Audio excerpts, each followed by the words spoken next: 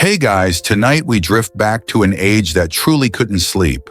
The gas lamps of London burn all night, the air thick with soot and restless thought.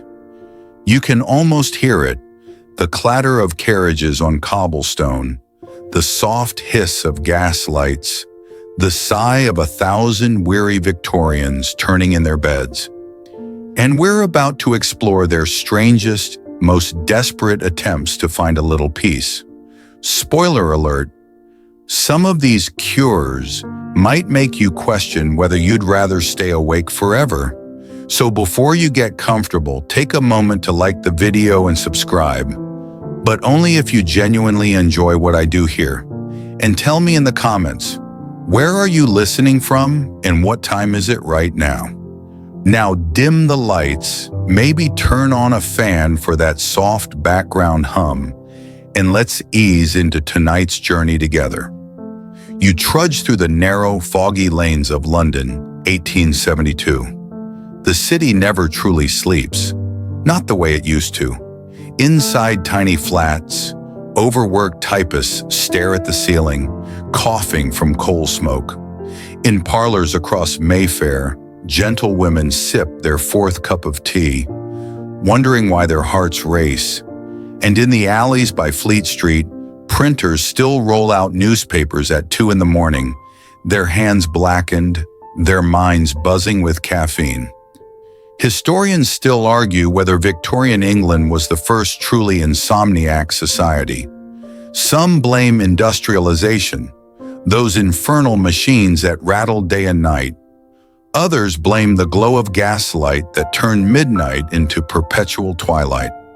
Whatever the reason, sleeplessness became both a badge of modern life and a quiet torment. You pass a lamplit window where a poet, probably some nervous young man with ink-stained fingers, scribbles feverishly in his journal. He mutters something about the tyranny of wakefulness. He's not alone. Across town, factory clerks, seamstresses, and even chimney sweeps lie awake, listening to the endless ticking of clocks. The Victorians measured everything: time, morality, even the rhythm of their own exhaustion. And yet, amid this age of reason and science, their cures for insomnia were anything but reasonable.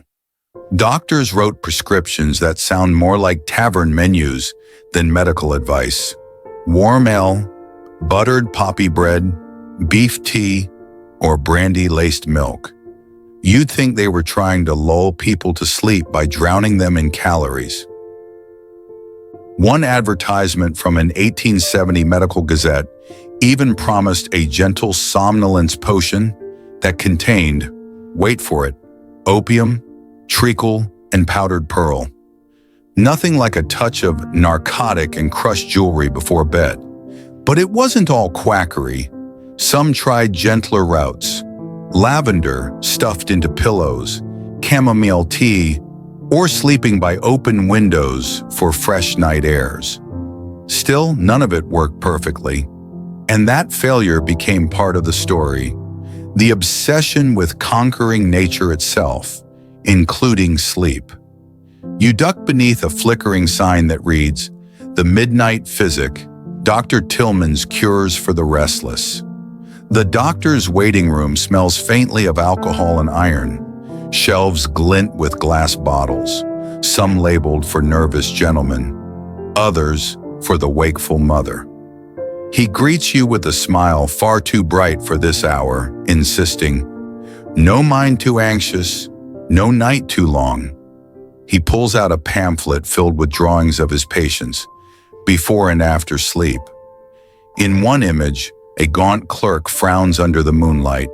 In the next, he's angelic, eyes closed, smile faintly glowing. The caption reads, "A month with Dr. Tillman's tonic restores peace to the soul." You raise an eyebrow. He explains his theory. Sleeplessness isn't physical, it's moral. The body reflects the conscience, he says, tapping his temple. Those who do not rest do not forgive. It's half philosophy, half nonsense, but you have to admit, it sounds poetic. Outside again, The night hums. A constable yawns under a street lamp. A baker's apprentice pushes a cart of rising dough, eyes bleary. Even Queen Victoria herself, it was rumored, struggled with sleep after Prince Albert's death, pacing halls at midnight, her silhouette moving like a ghost through Windsor's windows. Insomnia wasn't just a nuisance, it became a cultural mood. The newspapers wrote about the epidemic of sleepless souls. Theaters stayed open later. Taverns offered night cups for the anxious. And London learned to live in a half-lit world, caught between day and dream. You pause on a bridge over the Thames, watching the oily water ripple with gaslight reflections. Somewhere a church bell tolls too. The city exhales a weary sigh. You imagine thousands of Victorians, awake in their feather beds, counting each echo of that bell as it fades into the mist. Maybe that's why they chased so many remedies. They weren't just trying to sleep, they were trying to stop time itself, to quiet the age that refused to rest. And so our story begins with the simplest and strangest of those cures, one that still lingers in whispers today: warm ale before bed. You duck into a tavern glowing with amber light, its wooden beams low and warm, the scent of yeast and smoke drifting through the air. The sign outside reads, "Restoratives served after midnight." Inside, weary souls slump over tankards, each hoping their drink is the key to dreamland. A plump man behind the counter wipes his hands on an apron and grins. "Couldn't sleep, eh? Warm ale'll do the trick." He pours from a copper kettle, steam rising like ghostly ribbons. The foam slides down the mug in lazy spirals. You take a cautious sip. It's surprisingly soothing. Malty, sweet, and faintly metallic, like liquid bread and regret. Back then, doctors often prescribed beer before bed, heated gently, sometimes with nutmeg, sugar, or even raw egg. The idea was simple. Warmth calms the body, hops relax the nerves, and alcohol blurs the sharp edges of thought. Victorian medical journals even printed dosage guides. Half a pint to induce a mild slumber, a full pint for obstinate restlessness. That's one way to measure your insomnia, by pint. Historians still argue whether it actually worked. Some say the combination of alcohol and heat lowered body temperature just enough to mimic sleepiness. Others suggest the Victorians simply liked any excuse to drink after midnight. At the far end of the tavern, two gentlemen debate loudly over a newspaper headline: "The London Sleeplessness Epidemic." One claims that insomnia is a disease of the thinking classes. The other insists it's the curse of too much tea. You sip your ale and think both might be right. After all, caffeine had flooded Victorian Britain. Tea at breakfast, coffee in the afternoon, chocolate at night. Then they wondered why their hearts raced like startled pigeons. A woman nearby leans toward you, whispering, "My doctor says beer soothes the humors, but I add lavender syrup, smells heavenly, sleeps like a baby." She smiles dreamily, head tilting to one side as if she might drift off right there. Lavender syrup in ale. You make a mental note. Victorians truly believed aromatherapy could conquer physics. In one corner, a man scribbles in a small notebook labeled "Experiments on Rest." He dips his pen in ink and murmurs, "Subject drank half pint of warm porter, reported dreams of floating over Westminster." You wonder if that was sleep or just fermentation hallucination. By the fireplace, an elderly sailor tells the bartender about an old maritime cure. "Warm ale with salt knocks you right out." The bartender nods solemnly, as though this wisdom were handed down from Poseidon himself. You think about how different this scene feels from the sterile calm of a modern pharmacy. Here, medicine and comfort blur. Every clink of mugs, every flicker of firelight is a ritual against wakefulness. And yet, underneath the laughter, there's a certain desperation. You can see it in their eyes, bloodshot, watery, searching for rest that never quite comes. Victorian culture was obsessed with self-control. To be sleepless was to be weak, to have a disobedient body. That's why even warm ale wasn't just a comfort, it was a discipline, a nightly act of taming the nervous system with something civilized, respectable. They didn't call it drinking, they called it taking one's night draft. Makes it sound almost noble, doesn't it? But science had begun to creep into the conversation. Around 1850, a few physicians warned that alcohol might disturb REM sleep, though no one called it that yet. They called it dream disturbance through spirit excitation. Try saying that after 2 pints. You finish your mug, feeling a gentle heaviness spread through your limbs. The tavern grows quieter. Outside, a carriage rattles by, wheels spitting sparks against the cobbles. For a moment you imagine London itself dozing, its chimneys snoring softly, its streets breathing under the fog. Still, you know better. Beyond this cozy room, the city hums on. Insomnia doesn't end at the tavern door. It walks beside you into the night, following the glow of every gas lamp. As you step back into the chill air, you catch a whiff of something floral. Lavender, faint but persistent. A breeze carries it from a nearby shop window lined with violet sachets. You smile. It seems the next cure awaits. You follow that faint floral trail through the mist until it leads you to a narrow shop glowing lilac under the gaslight. A painted sign swings gently above the door. Madam Pennington's Lavender Emporium. Fragrance for sleep and sanity. The moment you step inside, the air hits you like a perfumed wave. Powdery, sweet, and slightly medicinal. Every surface is draped with bundles of dried lavender, tied neatly with silver ribbon. Glass jars shimmer with violet oil, soap, and even lavender candies. It smells like someone tried to distill a dream into scent. Madam Pennington herself appears from behind a curtain, a small woman in a lace shawl, eyes bright with sleepless energy. "Ah," she says knowingly, "another restless one." You nod because, at this hour, that's hardly a secret. She presses a sachet into your palm, its fabric warm from her touch. "Keep it near your pillow," she whispers, "and do not underestimate the power of scent." Lavender calms the blood. You can't help smiling at the confidence. Victorians loved a good theory, especially when it smelled nice. Throughout the 19th century, lavender became the fashionable cure for nervous exhaustion.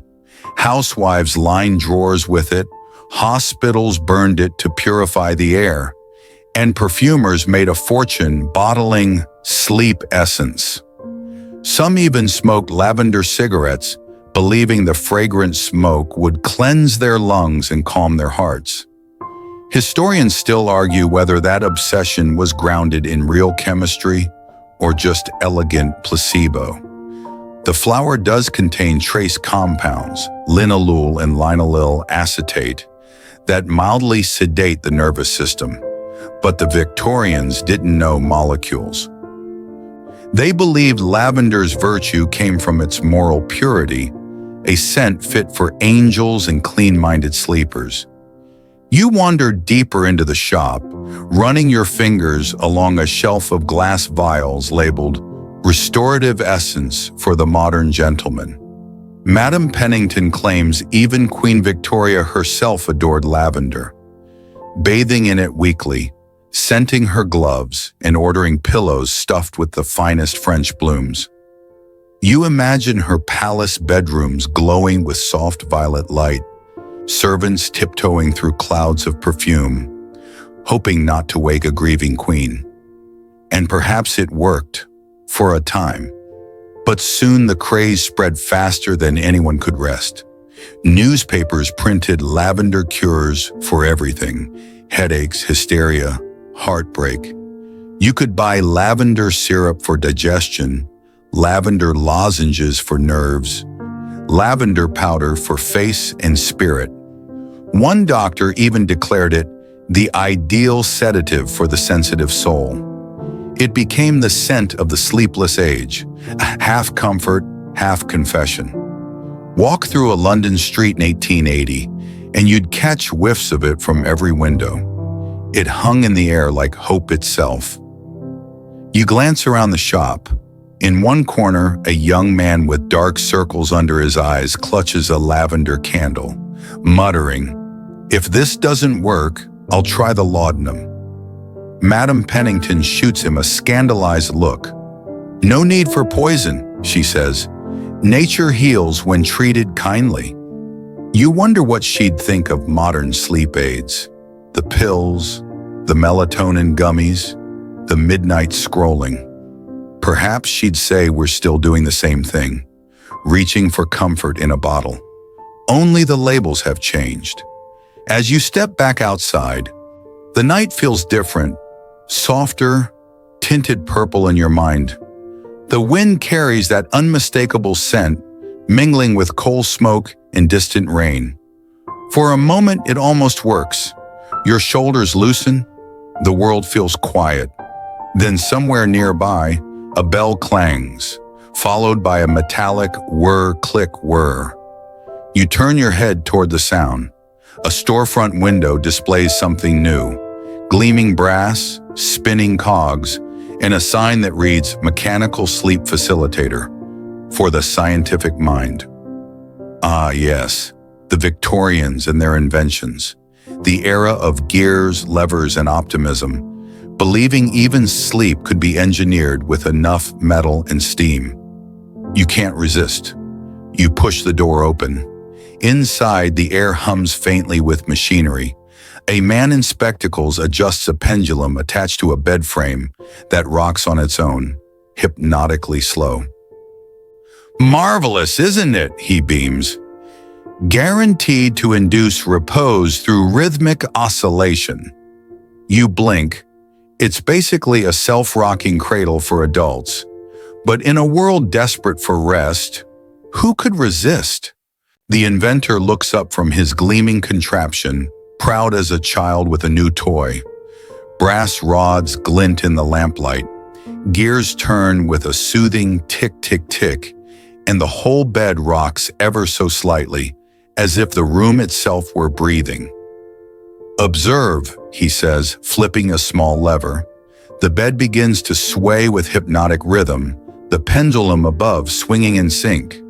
A cradle for the overworked mind. Rhythmic oscillation induces the alpha state, precursor to sleep. You nod slowly. It's both absurd and mesmerizing, somewhere between science and theater. Victorian England adored devices like this, half miracle, half menace. The century was in love with mechanical confidence. If steam engines could move trains, perhaps clockwork could move the soul toward slumber. The newspapers called them somnolence machines. Some rocked you. Others hummed faintly through magnetized coils. One even sprayed a timed mist of rosewater every 30 seconds to encourage docility. Historians still argue whether these machines were genuine attempts at therapy or just clever marketing for the sleepless elite. But there's no denying they reflected an obsession, the idea that sleep could be engineered. You imagine a gentleman in a frock coat lying stiffly beneath a canopy of brass gears, clutching the covers as his mattress sways side to side. His valet stands nearby with a notepad. "Sir?" he asks softly. "Any improvement?" The gentleman mutters, "Somewhat, though I fear I'm seasick." In another household, a nervous heiress pays for a clockwork lullaby device. a cylinder that plucks a metallic tune of green sleeves as it winds down through the night. It's meant to soothe her, but the relentless tink, tink, tink of the melody ends up sounding like insomnia itself given form. You can't help laughing under your breath. The Victorians were magnificent dreamers. They treated rest like a problem that could be solved with screws and sincerity. One pamphlet from 1885 promised perpetual rest through harmonic motion. It featured testimonials like, "After months of wakefulness, I found the rocking so gentle I dream of the sea for 3 consecutive nights." The machine rattled alarmingly, but my nerves are much improved. A quieter voice from history, though, disagreed. Dr. Edward Tuke of York Lunatic Asylum warned that these devices merely distracted the sleepless, not healed them. "They soothe the nerves as one might soothe a fretful infant," he wrote. "But the mind still tosses when the mechanism stops." He may have been right. You run your fingers across one of the polished rails. It's cold, perfectly smooth, and humming faintly. The inventor proudly points to a brass dial. "Adjustable to one's temperament," he says, "gentle sway for poets, vigorous for bankers." You grin. "And what about doctors?" He pauses. "They don't sleep either." The machine lets out a sigh of compressed air and stops.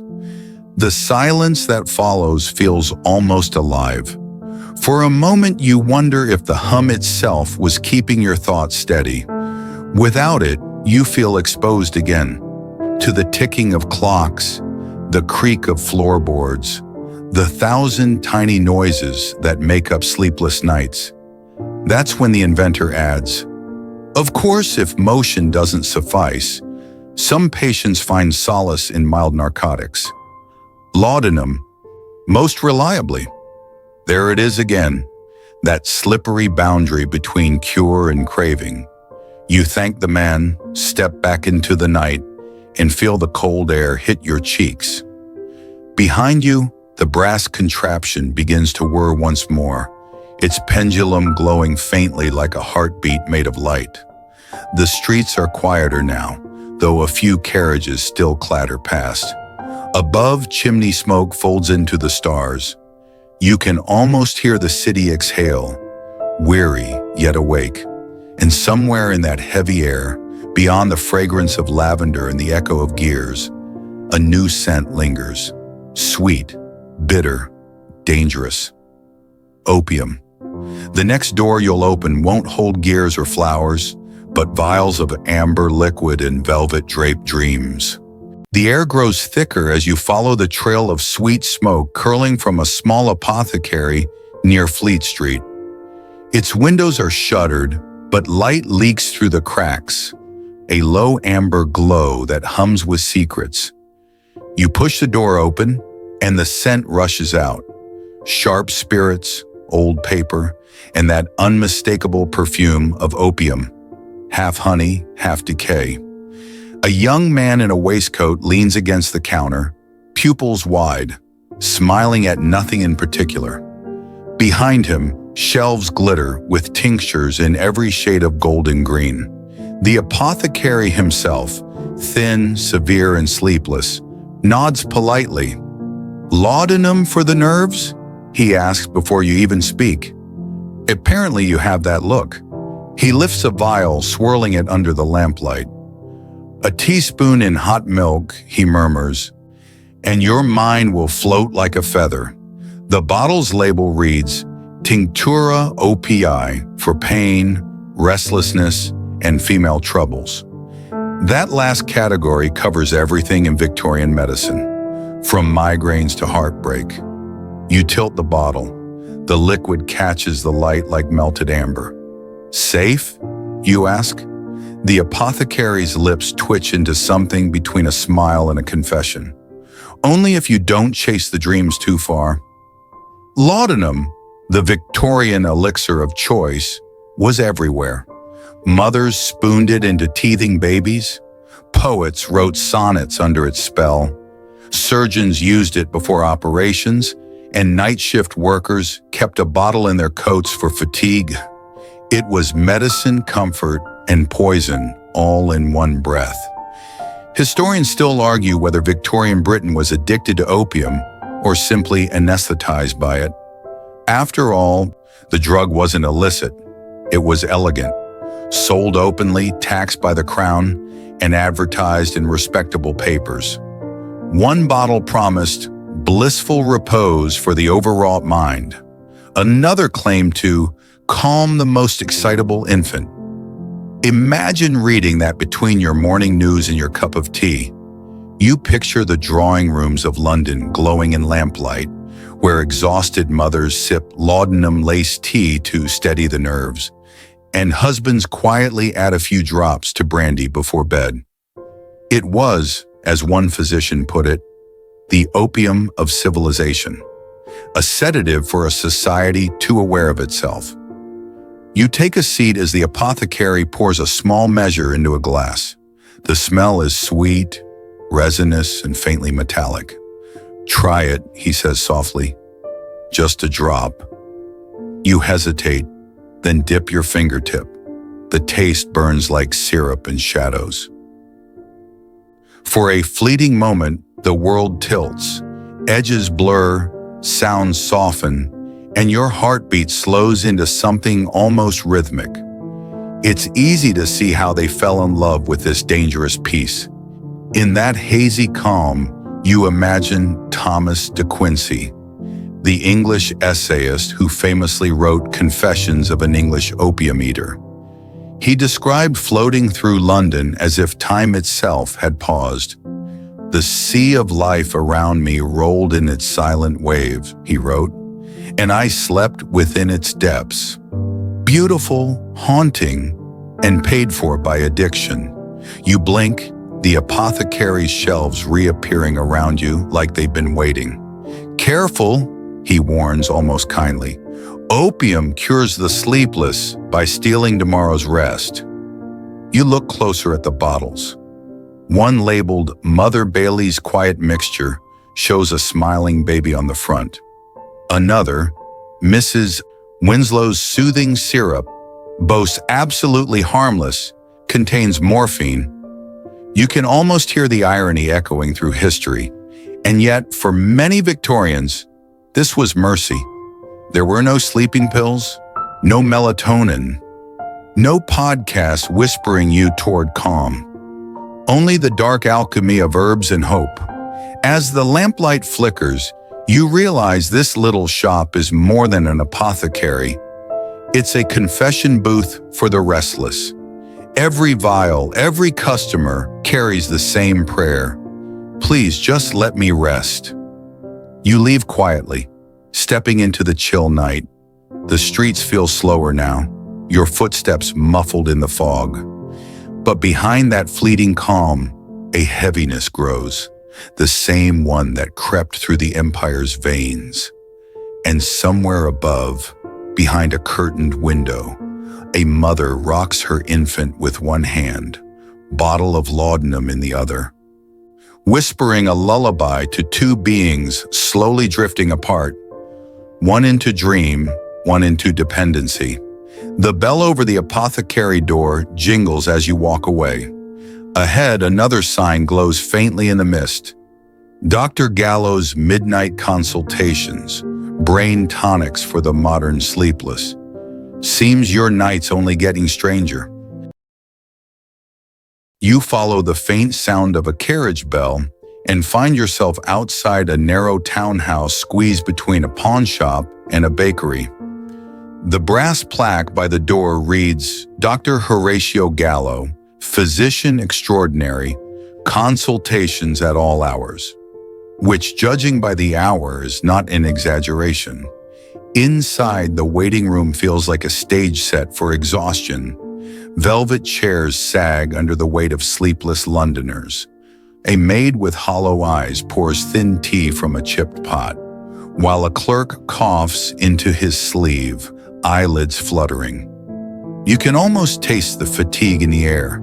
It's thick, like syrup and shame. Dr. Gallo appears from behind a velvet curtain, tall and angular, his spectacles catching the lamplight. He speaks with the confident murmur of a man who's never been tired in his life. Ah, the mind, he say amazing.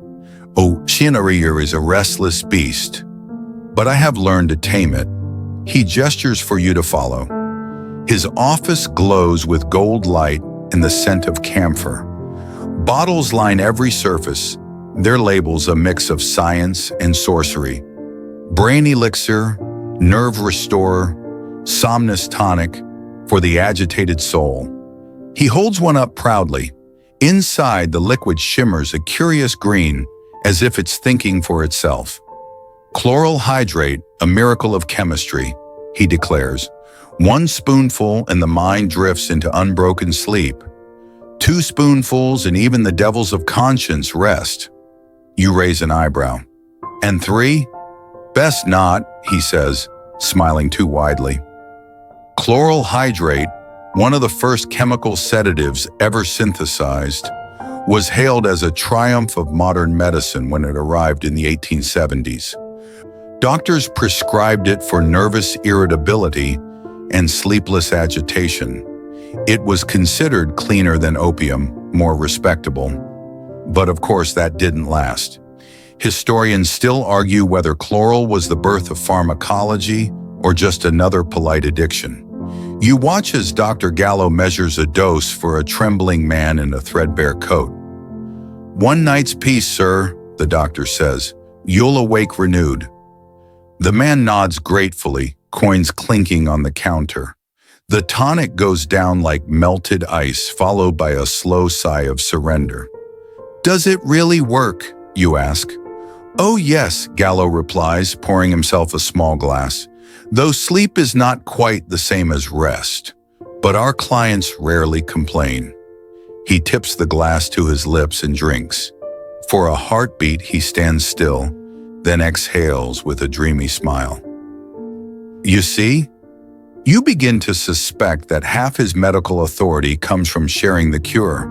A pamphlet by the door promises brain tonics to revive the scholar, soothe the mother, and restore the brokenhearted.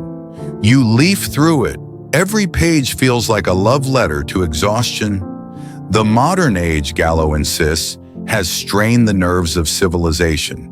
His solution? Science, bottled and branded. The Victorians adored doctors like him, part alchemist, part priest. They offered absolution to those guilty of sleeplessness, a sin of overthinking. You are not weak, Gallo tells you solemnly. You are advanced. Your nerves, like telegraph wires, carry too much of the world's electricity. You want to laugh, but you can't quite. The metaphor is too good. London does feel electric, buzzing through its nights. Every flicker of gaslight, another thought refusing to dim. A young woman enters, pale as moonlight, clutching a folded handkerchief. Doctor, she whispers, I can't stop thinking. He smiles gently. Then let me help you stop. He pours her a small glass of the glowing tonic. She drinks, closes her eyes and leans back in the chair. Within moments, her breathing slows. It's beautiful and a little frightening to watch. You catch the faintest reflection of yourself in the glass cabinet. Another face among the sleepless. It's hard not to wonder if you'd take that green elixir too, just for one night of quiet. Dr. Gallo returns to his desk, scribbling in his ledger. Science marches on, he murmurs. Soon sleep will be optional. You step outside again, the cold air biting your lungs. Behind you, the doctor's window glows a steady green. You wonder how many souls drift under its light tonight, dreaming, forgetting, surrendering. At the corner of the street, a small boy sells newspapers. The headline reads, Electricity, the new medicine. You sigh, the next cure is already humming on the horizon. You follow the hum of wires down the street until it grows into a steady buzz, the kind that prickles at the edge of hearing. A faint blue glow seeps through the windows of a laboratory wedged between a tailor's shop and a dentist's office. The brass plate on the door reads, Somnograph and Electrotherapeutic Institute, Sleep by Science. Inside, the air smells faintly of ozone and varnish. Copper coils snake across tables like sleeping serpents, and glass tubes pulse with a dim light. A man in a lab coat greets you without looking up. Do not step on the cord, he says, adjusting a device that looks suspiciously like a helmet wired to a dinner plate. This, he explains proudly, is the electro-soothing crown. Mild current over the temples, 10 minutes and the restless cortex submits. You blink at him. You shock people to sleep?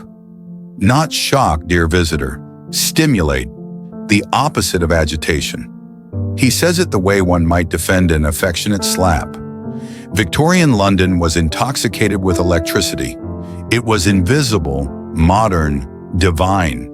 If it could light a street and move a train, surely it could calm a mind. Doctors and dabblers alike began experimenting with galvanic therapy. Some strapped electrodes to wrists or foreheads. Others wore copper belts around their waists, convinced the charge would harmonize the blood. Historians still argue whether these experiments were earnest science or theatrical nonsense. But they agree on one thing. The subjects believed in the hum. Electricity felt like hope itself. Progress turned into sound. The inventor beckons you closer. Would you care to try? You hesitate, but curiosity wins. He slips the metal band around your head. The sensation is immediate, a tingle that blooms behind your eyes, soft and strange, like your thoughts just brushed against static. Focus on the rhythm, he whispers. The brain adores repetition. As the current hums, your eyelids flutter. You hear the faint clatter of machines, the murmur of gaslight outside, the pulse in your own ears. For a moment, you're half dreaming, drifting between the tick of the clock and the spark of something not quite sleep. Then the inventor claps his hands and the current stops. The silence is so sudden it rings. Well, he asks eagerly. You shrug, dazed. I feel lighter? He beams. Marvelous! Though if you experience dizziness, melancholy, or vivid apparitions of deceased relatives, do come back tomorrow. You manage a smile. Victorian side effects always sound poetic until they aren't. He records your results in a notebook filled with looping script. On the shelf beside him sits a smaller device labeled, For Domestic Use, Children's Model. You hope that's a joke. A young couple enters behind you. The woman wrings her hands. My husband hasn't slept since Easter, she says. He hears trains in his dreams. The inventor nods gravely. Industrial tinnitus. Quite common. Electricity will ground him. You slip outside before you're accidentally grounded yourself. The city feels different now. Alive, almost breathing through its wires.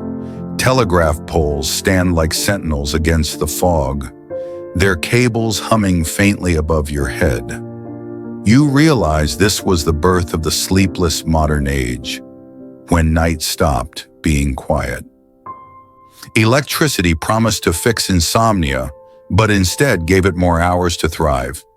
In the distance, you spot the glow of a bakery window, faint, golden, human. Maybe warmth, not voltage, is what the Victorians really needed.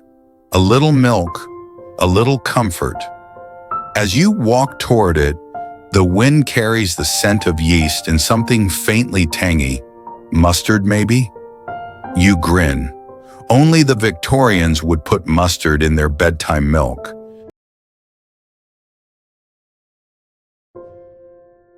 The bakery door creaks open with a jingle, releasing a wave of heat and the buttery perfume of bread. It's past midnight, yet the ovens glow like small suns. and a few sleepless figures hover at the counter. The baker, broad-shouldered, flour-dusted, eyes heavy but kind, grins when he sees you. "You're here for the night draft, aren't you?" You hesitate. "Depends what's in it." He chuckles, pulling a clay jug from the shelf. "Milk, mustard, maybe a dash of sugar if you're feeling delicate." You blink. "Mustard," he shrugs. "Warms the stomach, clears the humors. Old wives' remedy. My grandmother swore by it." He pours a mug of steaming milk, stirs in a teaspoon of yellow powder, and slides it across the counter. "Drink before bed. You'll sleep like a saint, or regret everything by dawn." You take a cautious sip. The taste is confusing, half comfort, half punishment. Sweet warmth followed by a sharp, nose-tingling bite. The woman next to you giggles into her shawl. "It's dreadful, isn't it?" she whispers. "But it does knock you out." Victorians had a flair for bizarre culinary cures. They believed food could rebalance the body's temperament. Warm milk soothed, nutmeg calmed, and mustard, believe it or not, was thought to draw blood from the brain to the belly, lulling the mind into rest. Historians still argue whether there's a trace of truth in it. Some say the ritual itself, the warmth, the slowness, was what mattered. Others point out that most people probably fell asleep just trying to forget the taste. At a nearby table, a middle-aged man in a clerk's coat dips bread into his cup of milk mustard like it's soup. "My wife makes me drink this every night," he mutters. "Claims it keeps away nightmares." "Does it work?" you ask. He sighs. "Depends on whether she adds the honey first." The baker laughs. "Dreams need balance, lad. Bit of sweetness, bit of sting." You watch him work, the rhythm of kneading dough, the hiss of the oven, the glow of embers turning loaves golden. It's hypnotic, the kind of steady motion that might have cured insomnia better than any potion. Maybe that's why bakers always look half asleep. They've been dancing with heat and time all night.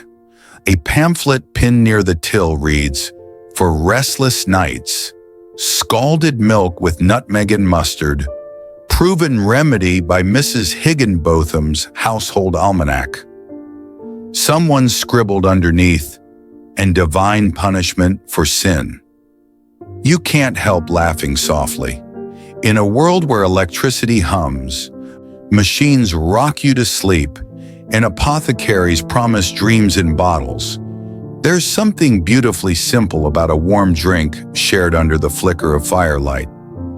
Outside, rain patters against the window. A young boy in patched trousers sweeps flour from the floor, humming an old tune.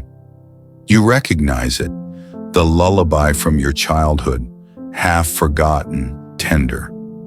The bakery feels less like a shop and more like shelter from a restless age. You finish the last swallow of the strange brew. The warmth spreads through your chest, heavy and slow. For a moment, you believe it might actually work. Then a gentle voice breaks the spell. "You there," says a tall woman in a dark dress. "If you seek true rest, not tricks of the tongue, come to my parlor tomorrow. We practice mesmerism." You raise an eyebrow. "You mean hypnosis?" She smiles. "A gentler art than mustard." As she slips into the night, her umbrella vanishes into the fog. You stand there, the aftertaste of spice lingering on your tongue, the faint rhythm of her words echoing in your ears. Gentler art than mustard. Well, how could you resist? Tomorrow night, you'll learn what it means to sleep by suggestion. The next evening finds you at the door of a quiet townhouse off Bloomsbury Square. Curtains drawn, candles flickering. A brass plaque reads simply, "Madame Voltaire, mesmeric consultation." You hesitate, half expecting a magician to appear. Instead, a soft-voiced maid ushers you inside. The drawing room smells faintly of wax and orange blossom. Heavy drapes shut out the street noise. 5 chairs circle a chaise longue, where a pale woman reclines, eyes closed, breathing slow. At her side sits Madame Voltaire, tall, elegant, dressed entirely in black silk, her silver hair pinned high like a crown. She looks up and smiles as though she's been expecting you for years. "You cannot force sleep," she says, her accent crisp French. "You invite it. You sit." The air seems to thicken. From somewhere in the corner, a metronome ticks softly, steady, hypnotic, like a distant heart. "Look here," she murmurs, lifting a small pocket watch that glimmers in the candlelight. "Follow the swing." You do. Back and forth, slow as breath. She speaks low and smooth. "The body is heavy. The thoughts are feathers. You have nothing to do but listen." And you do listen. To the creak of the chair, the faint scrape of rain on the window, the rhythm of your own pulse syncing with the watch. It's oddly comforting. Victorian London adored mesmerism, the art of animal magnetism. It promised everything: healing, spiritual visions, even moral purification. Doctors studied it. Aristocrats hosted magnetic salons. Patients swore they floated beyond their bodies while someone whispered peace into their ears. Historians still argue whether mesmerism was genuine hypnosis or collective theater. Some call it the first psychotherapy, others a polite seance for the sleepless rich. But whatever it was, it worked often enough to keep the lamps burning. Madame Voltaire moves gracefully around you, her voice dipping softer. "You have carried your worries too long. Tonight, you will let them set you down." Something inside your chest unclenches. Your shoulders drop. Your mind stops sprinting. The world shrinks to the rhythm of that tiny swinging clock. She gestures to the woman on the chaise. "Observe," she whispers. Her breathing deepens. The muscles surrender. The conscious mind, quiet as a cat at rest. You glance closer. The woman looks utterly at peace, her lips parted in a faint smile. You feel an ache of envy. "Would you like to try?" Madame asks. You nod. She places the watch in your hand, her fingers cool and steady. "Now, imagine the air leaving your thoughts, the night forgiving your mind." Her words flow like water. And something remarkable happens. You do feel lighter. You're aware of everything, yet detached from it, as if you've stepped half out of yourself. Then just as you're about to drift completely, she snaps her fingers. And you awaken. Your eyes fly open. For a moment you're disoriented. The room is brighter, the sound sharper. "How long?" She smiles. 6 minutes. 6? You would have sworn it was an hour.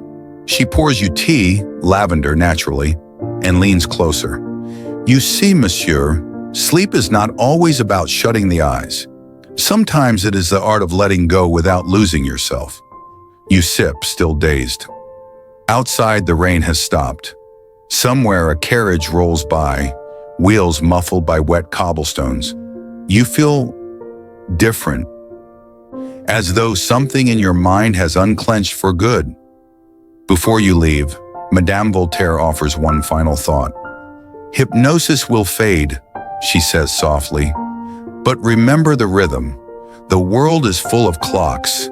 Listen to any one of them long enough, and it will tell you when to rest." You step out into the damp night, her words echoing like the last swing of the watch. Ahead, a sign flickers in the distance. Public baths. Steam and salt, 2 pence. Seems tonight's cure involves water instead of words. Steam curls through the air long before you reach the bathhouse doors. The scent of salt and lavender mingles with coal smoke and soap, wrapping around you like a ghost of comfort. A sign above the entrance reads, "The Neptune Baths, purity, health, and rest for all classes." Inside, the walls gleam with condensation. Lanterns glow behind panes of frosted glass, giving everything a dreamlike haze. Attendants move like silhouettes through the steam, carrying buckets, towels, and trays of salts. You can hear water pouring, endless, rhythmic, like the city's heartbeat trying to slow itself down. A man at the counter greets you. 1 penny for a cold soak, 2 for hot. Add lavender salt for another halfpenny, guaranteed to settle the nerves. He grins, revealing the weary teeth of someone who's seen too many restless souls. You pay and follow him down a corridor lined with dripping stone. The room is half light and half vapor. Bathers recline in great copper tubs, faces pink from heat, heads resting on rolled towels. The sound is a soft chorus of sighs, splashes, and the occasional groan of pure relief. You ease yourself into the water. It's hotter than you expect, almost shocking, and then soothing. The salt bites faintly at your skin before dissolving into comfort. Above you, the lamplight trembles through the mist like pale moons. Victorians believed in bathing as therapy, not luxury. Water was the ultimate cleanser of both body and soul. Doctors prescribed hydropathy for everything from depression to hysteria. They built spas in the countryside where sleepless Londoners could float away their worries, one mineral at a time. Historians still argue whether these baths healed anything more than loneliness. But one thing's certain, they gave people permission to rest. In a world obsessed with productivity, lying still in warm water felt almost rebellious. You watch a clerk in the next tub sigh and sink until only his nose shows above the surface. "Work 12 hours, he mumbles, eyes closed. "Paperwork never ends." Another man chuckles, voice echoing against the tiles. "We're all drowning, mate. Just some of us in ink." There's laughter, the soft kind that breaks tension. For a moment, everyone in the room seems equal. Clerks, porters, even a baron or two. Steam is the great democratizer. No one can see your exhaustion when the air is this thick. A bath attendant drifts by, pouring more lavender salt into the water. "Breathe deep," he says. "The scent will quiet the mind." You inhale. It does smell divine, sweet, herbal, grounding. Somewhere behind the fog, a woman hums a tune. A lullaby, you think, but the melody twists oddly, minor and wistful. Maybe it's the heat or the lateness, but you find yourself swaying to it, eyes growing heavier. You think of all the places you've been tonight, the taverns, the apothecaries, the hypnotist parlors.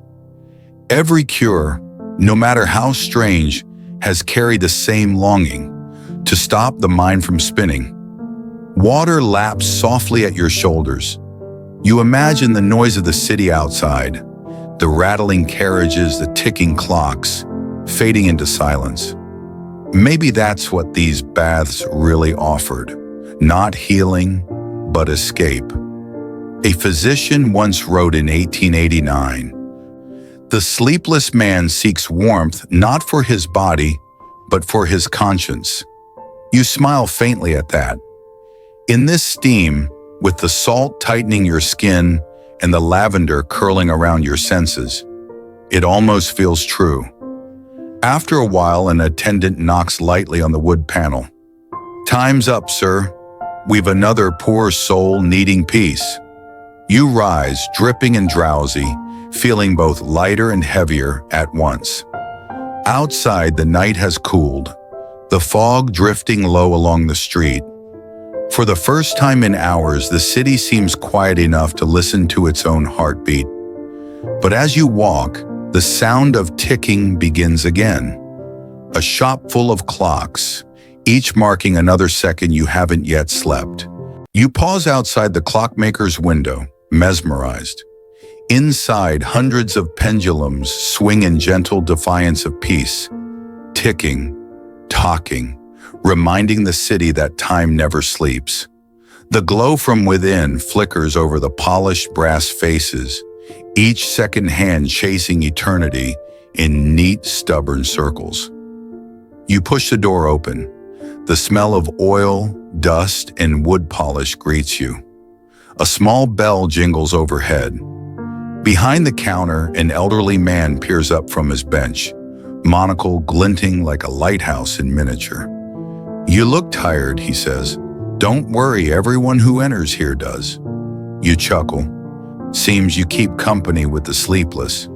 He gestures to the walls lined with clocks of every shape and mood. "They never rest. Why should I?" The sound in the shop isn't loud. It's relentless. Each tick is a heartbeat, each talk a reminder. You close your eyes for a moment, and it feels like standing inside the mind of insomnia itself. Mechanical, steady, impossible to silence. The clockmaker slides a tiny gear into place, still speaking. "Sleep, my friend, is not the absence of time. It is the art of forgetting it exists." You watch him work, steady hands, slow breath, eyes bright despite the hour. "You don't sleep much yourself, do you?" He smiles faintly. "Oh, I used to. But then the city learned to hum, and I had to listen."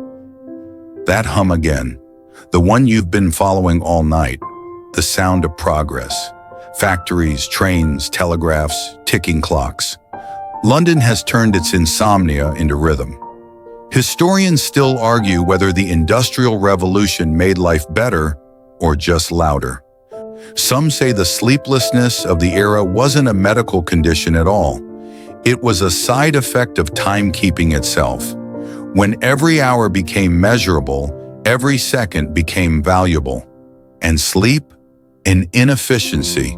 You imagine the workers rising at dawn, clutching lunch tins, eyes swollen from short nights. The clerks bent over ledgers, faces pale under gaslight. Even lovers in lamplit rooms whispering, "Just one more hour," because they can see the clock glaring at them from the mantel. A small clock on the counter catches your eye. Inside its glass dome, a golden pendulum swings slow and calm, almost tender. "That one's different," you say. The clockmaker nods. "Made for a hospital ward." It ticks softly. "Patients found the loud ones cruel." He pauses, then adds, "Sometimes quiet saves lives." He hands you a pocket watch, silver and smooth. "Here," he says, "listen closely." You raise it to your ear. The tick is slower, more human, each sound a breath apart. "That's not for keeping time," he whispers. "It's for losing it." You grin. "You've turned rebellion into jewelry." He chuckles. "Perhaps. The world runs fast enough without me winding it." You thank him, pocket in the watch. Outside again, the night feels thicker, slower.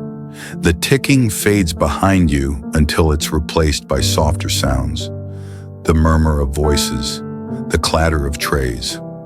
Ahead, a bakery lamp glows once more, but beside it, a door opens into something quieter, a telegraph office. Inside, the faint tapping of keys cuts through the dark. Click, click, click. Words flying through wires at the speed of lightning.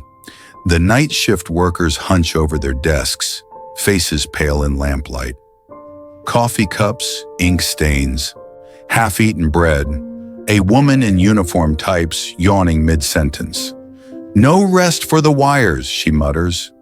You realize this is the other side of insomnia. For some, it's a curse. For others, a profession. You step closer, watching her fingers move, fast and precise. She glances up and smiles wearily. "Can't sleep either." "Not yet," you admit. "Well," she says, tapping the key again, neither can London. Outside, you hear the soft hiss of steam from the bakery oven and the distant toll of a church bell. 3 in the morning. The city is still awake, half dreaming in metal and light. And as the telegraph clicks on, you realize that sleeplessness has become a kind of communion, a network of restless souls wired together by work, by worry, by the endless hum of time. You linger by the door of the telegraph office a little longer, watching the keys tap out messages that vanish into miles of humming wire. Each staccato rhythm feels alive, urgent, and utterly wakeful. The workers here are pale as ghosts, shadows under their eyes as permanent as ink. Been on since sunset, one man murmurs, twisting his neck until it cracks. Trains don't stop, wires don't stop, so neither do we. He grins weakly, that strange humor only exhaustion can make. You step back into the damp night and start walking. London has changed again. The city that once slept under candlelight now breathes in shifts. Windows glow at odd hours. Bakeries, printing presses, hospitals, and telegraph rooms churn quietly through the small hours. The sleepless no longer pace alone. They clock in. You pass a print shop that roars like a heartbeat behind the fog. Inside, presses thud and squeal as men feed in endless sheets of paper. The air smells of ink and metal. A boy barely 16 wipes sweat from his forehead, laughing with another as they race to stack the morning editions. If I stop, I'll fall asleep on the job, he jokes. The overseer yells, then you'll wake without work. Everyone laughs, but softly. It's not a threat so much as a law of nature. Historians still argue whether the industrial night shift liberated people or trapped them. Some say it offered opportunity, a new rhythm for a growing empire. Others call it the moment humanity traded its dreams for deadlines. You pause beside a window and see a woman kneading dough, hair tucked under a kerchief, her hands moving like prayer. Across the street, a midwife hurries through puddles, lantern swinging. A constable yawns under a gaslight, and farther down, a group of factory women share tea from a tin cup, giggling as one hums a lullaby meant not for children, but for themselves. You realize that insomnia has become communal, no longer a lonely curse, but a shared condition, the price of progress. You stop at an all-night cafe, the kind that serves everything in chipped cups and calls it supper. Inside, you find poets scribbling, cabbies nodding over tea, and a pianist softly playing a tune with no end. The steam from kettles fogs the windows until the city outside looks like a dream. A young man in a rumpled waistcoat looks up from his notebook. They say only the guilty and the genius stay awake this long, he says. Which one are you? You smile. Maybe just curious. He nods. Pen scratching again. Same disease. You sip your tea. It's bitter and comforting. Across the room, someone reads a headline aloud. Empire expands, wires laid across the sea. Another voice mutters, maybe when the ocean hums, the world will never sleep again. Everyone laughs quietly, but you feel the truth in it. Victorian insomnia wasn't only about restless bodies. It was the sound of a civilization too awake for its own good. Machines, lights, deadlines. Each invention designed to save time only seemed to eat more of it. You leave the cafe just as dawn threatens the horizon. The streets glow pale gray, and the river smells faintly of salt and iron. London is tired but alive. The city itself has learned to dream with open eyes.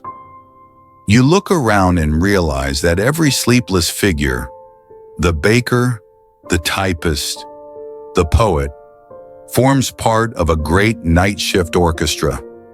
each one working, waiting, surviving the dark.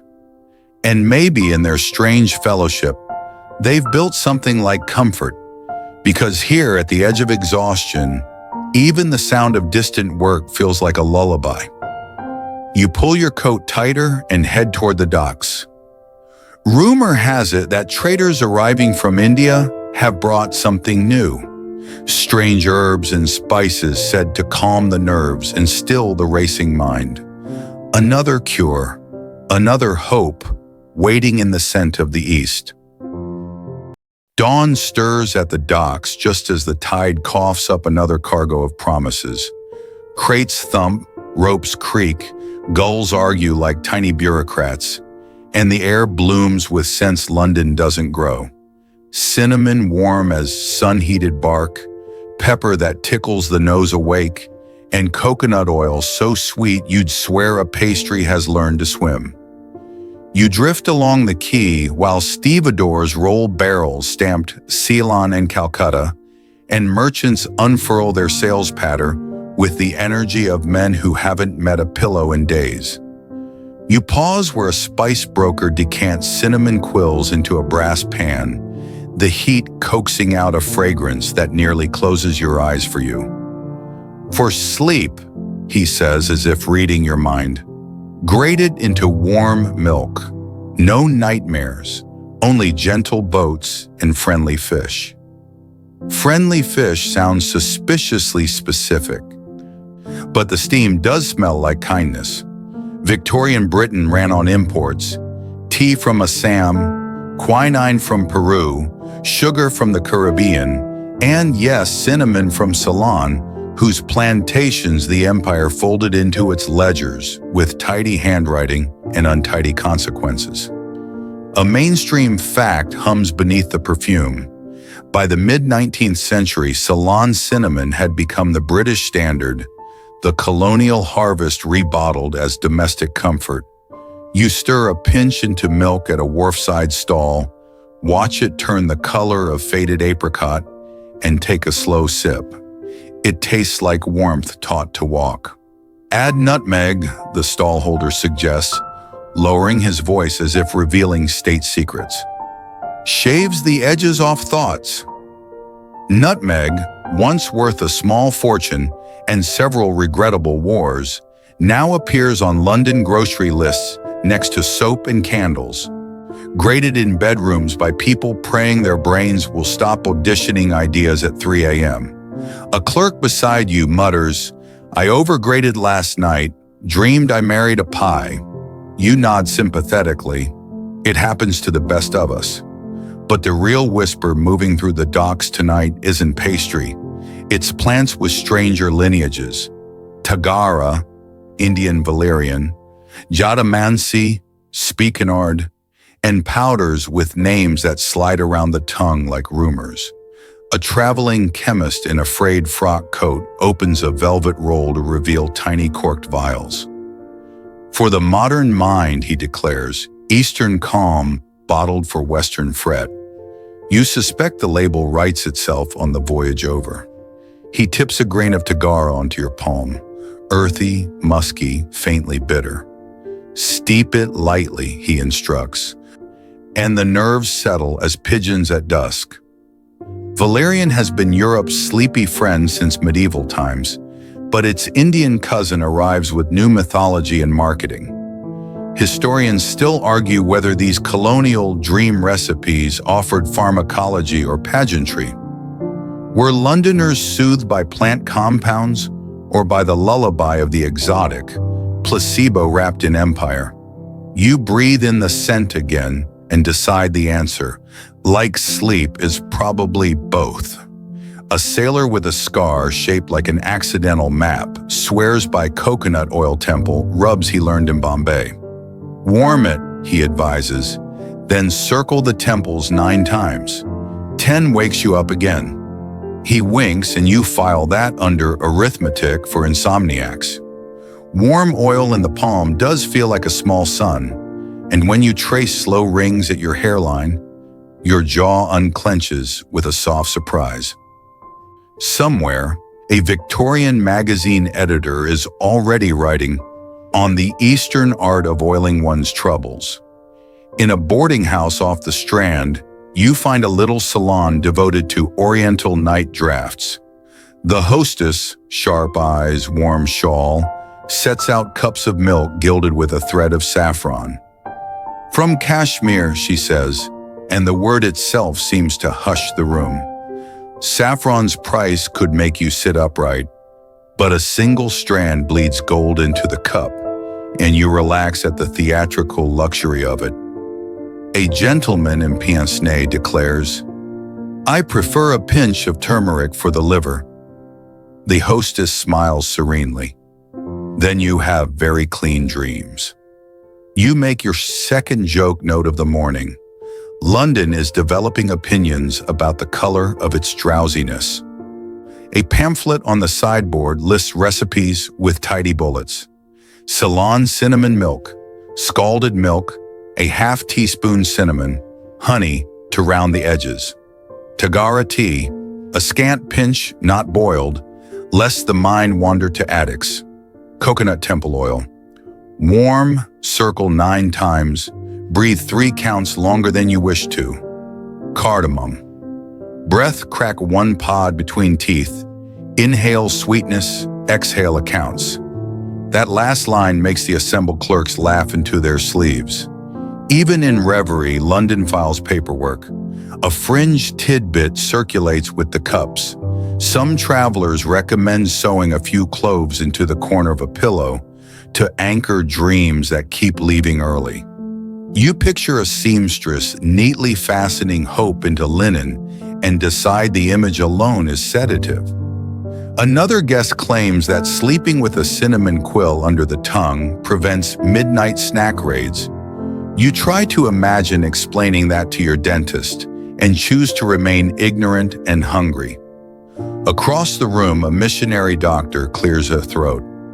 "Gentlefolk," he says, "let us be plain. The efficacy here likely lies in routine. Warmth, scent, breath. The nervous system remembers what the mind forgets." He's not wrong. Ritual has a way of training the night. Like those clockwork beds, except kinder. You lift your cup and feel the steam teach your shoulders to slope. Yet even in this fragrant fellowship, the wires of empire hum. You can't quite ignore the steamer routes stitched into every sip. Cinnamon bark doesn't harvest itself. Coconut oil doesn't bottle its own sunrise. The city's rest is purchased with someone else's labor, far away, and the thought lingers like the faint bitterness at the bottom of the cup. Historians still argue whether Victorian Eastern cures were respectful exchange, opportunistic branding, or both at once braided like rope, strong enough to tow a culture's anxieties into harbor. Back on the street, the wind tastes faintly of salt and soot, a London flavor wheel you never asked to spin. You pass a bookseller displaying The Household Physician beside a thinner volume titled Hints for the Nervous. A page flutters open, on the calming virtue of cardamom taken after tea. Another page warns against excessive nutmeg, producing visions of questionable merit. You snort softly. Questionable merit is a generous way to describe dreaming you've married a pie. You realize you've built a pocket full of customs. Lavender for the pillow, cinnamon for the cup, oil for the temples, breath that counts itself slow. None of them promise oblivion, only a kinder edge to the long slope toward it. Perhaps that's the truest cure you've met tonight. The idea that sleep isn't conquered, it's courted, and courtship takes time. Still, the era loves a guarantee, and guarantees now have chemistry sets. A poster slaps wetly against a warehouse wall as rain begins. Somnolentine, the scientific sleep. No dreams, no dregs, no morning dullness. You read the fine print. Chloral hydrate, again, dressed in a new frock. The breeze peels another corner of the poster and reveals an older one beneath. Nerve tonic, a green glow for gloom. Old habits never die in London. They just rebrand between showers. You tuck your scarf tighter and listen to the river lifting its shoulders against the quays.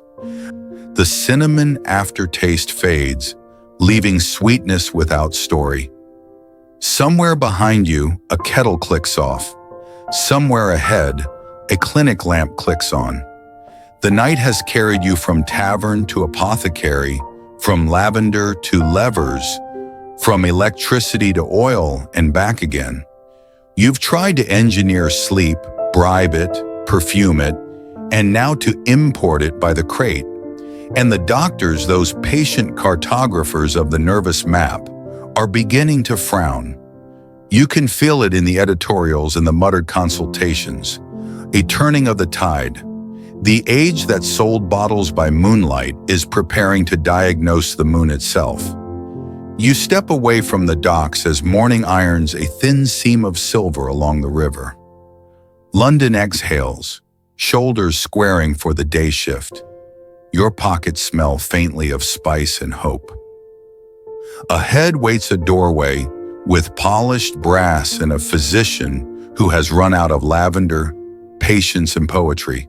He will call sleeplessness by a new name and send you home with instructions instead of dreams. Time to see what happens when the night meets skepticism in a white coat. The brass plate outside the consulting rooms gleams with authority. Dr. Arthur Pembroke, Fellow of the Royal College of Physicians. Inside, everything smells of polish, formality, and faint disinfectant, the aroma of certainty. No lavender sachets here, no mustard milk mugs or tinkling watch chains. Just silence, papers, and the quiet tick of the same clocks that have been haunting you all night. Pembroke himself is middle-aged, neat as a ledger, the kind of man who files emotions alphabetically. Another one who cannot sleep, he says, not unkindly. You nod. He gestures you toward a chair opposite his desk, steepling his fingers. You're hardly alone. The city is full of you people, burned candles with nothing left to melt. He speaks with a scholar's precision, but his eyes betray something softer, almost pity. You're not ill, he says. You're modern. It's 1898, and medicine has changed its tone. The laughter and mysticism of earlier decades have begun to dry out beneath the sun of reason. Warm ale, electricity, hypnosis, all curiosities to men like Pembroke. Sleep, he continues, is a function, not a mystery. The brain overworks, the nerves rebel. It is in essence neurasthenia, a nervous exhaustion of civilization. Historians still argue whether neurasthenia was science or simply the name Victorians gave to being human. But to his patients, it felt like absolution. Your sleeplessness wasn't sin or laziness. It was progress poisoning itself. Dr. Pembroke prescribes no lavender, no salt baths. Instead, he slides across a sheet of strict instructions. No stimulants after 5 p.m. Avoid novels before bed. Walk briskly at dusk. Take cold sponge baths each morning. Refrain from introspection after supper. You can't help laughing.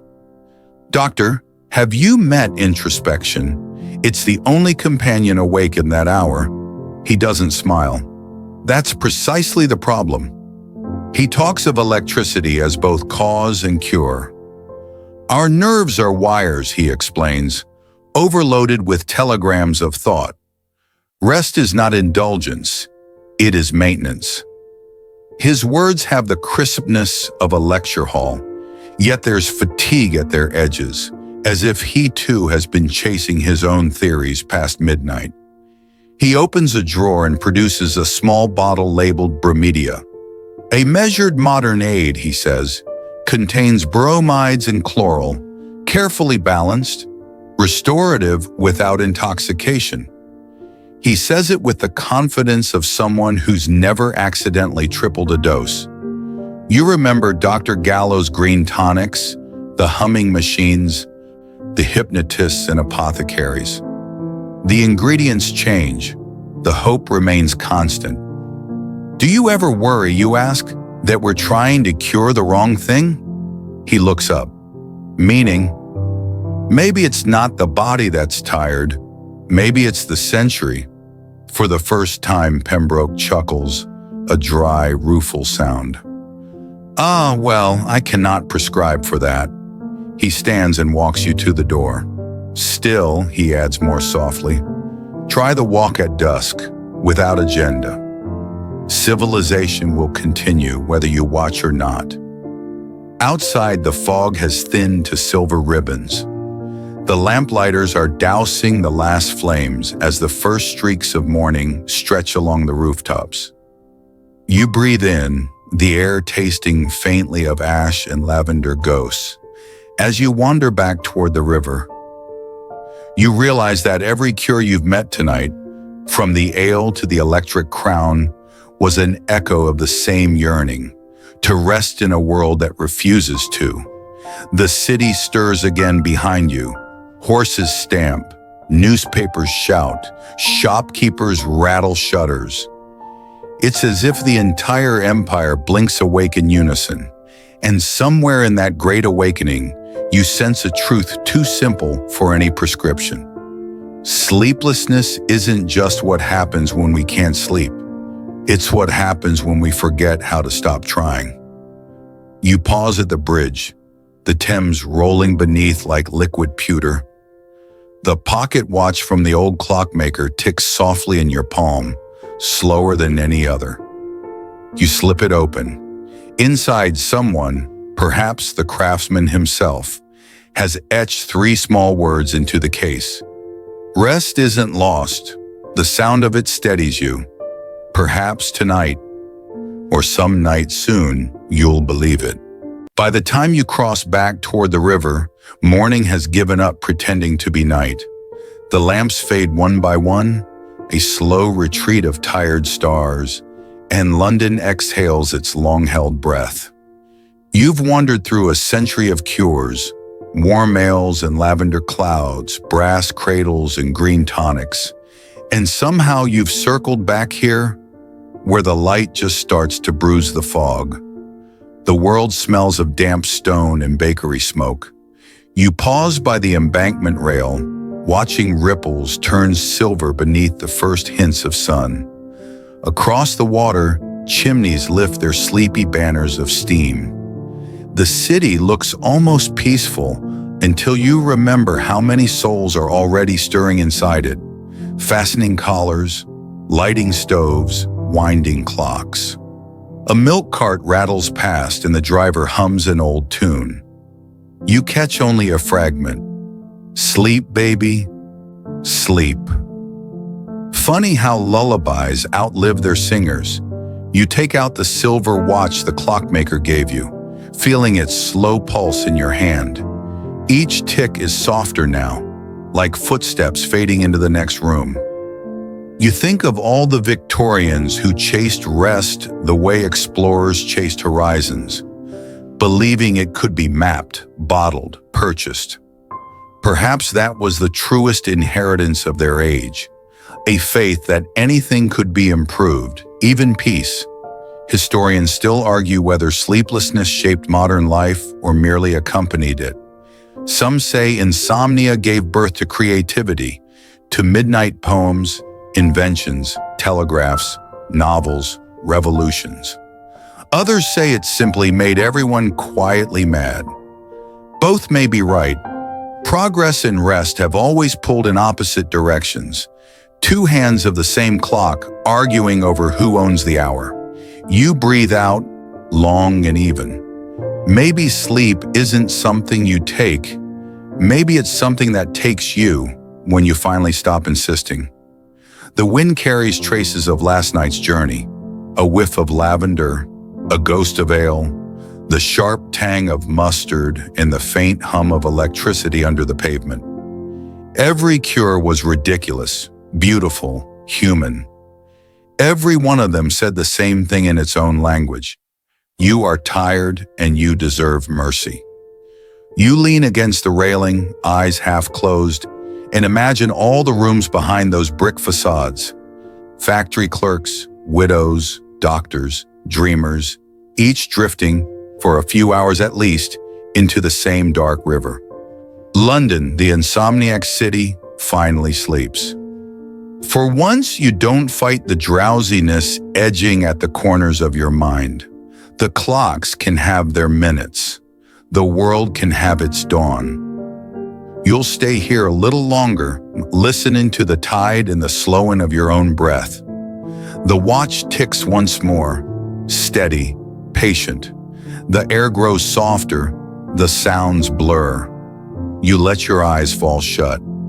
And now as the story fades, let the edges of thought loosen. You've walked through the midnight heart of an age that could not rest, seen how its cures shimmered and vanished like dreams at morning.